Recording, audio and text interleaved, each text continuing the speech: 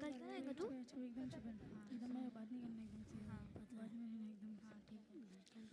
Okay, class, silence. Today, I am going to give each group of you an assignment on different eras of history to research on the question, what impact did your era have on the modern world?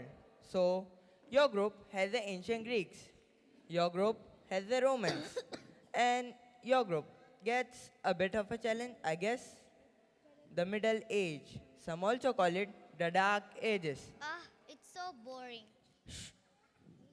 Go to the library and see how you can get on. Okay, sir.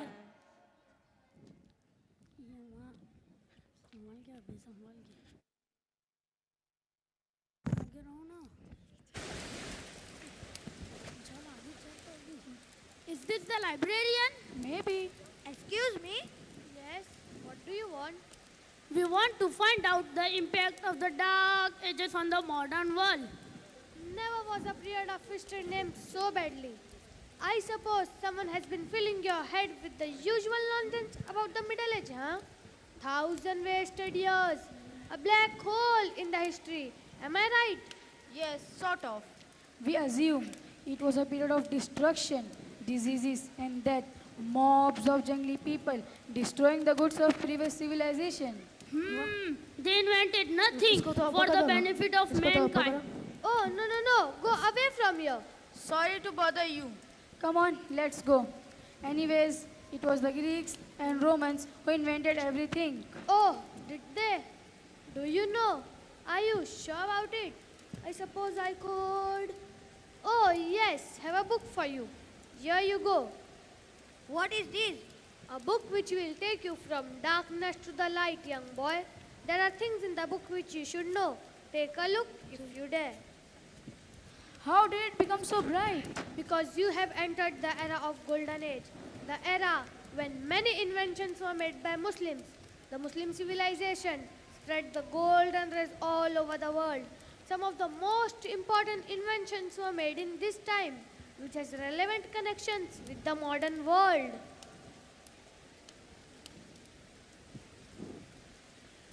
Assalamu alaikum wa rahmatullahi wa barakatuh. Wa alaikum assalam wa rahmatullahi wa barakatuh. Who is he?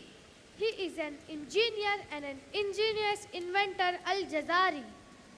What did you do? I made the most significant discovery, converting rotary motion into linear motion. In fact, Industrial Revolution would not have taken place.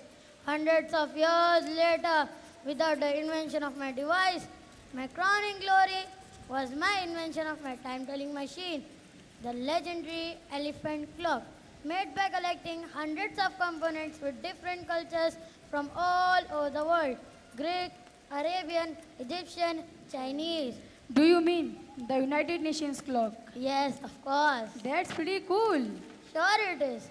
If it wasn't for me, everyone would have been late for everything. The clock's ticking. I have to take my leave.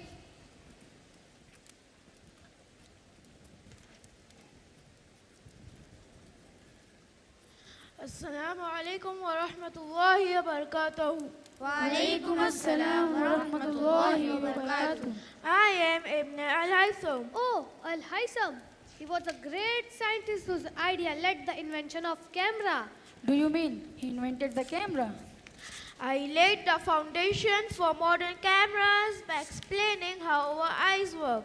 I found a way of projecting an image onto another surface through a small hole in a dark room, which later came to be called as camera obscura. Hey, look! Who is he?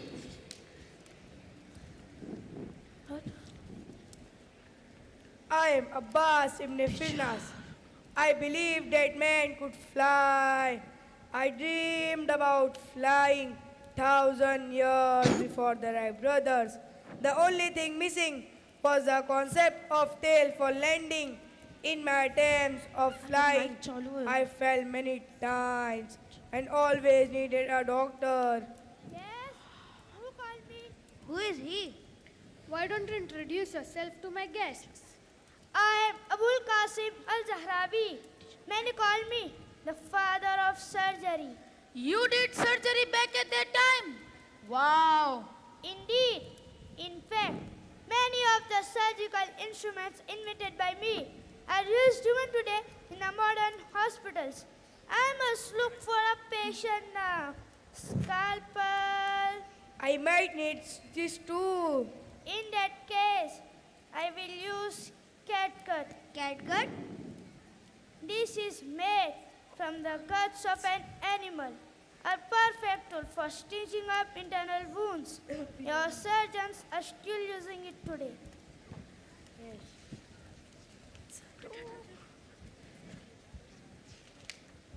अरे वो निकल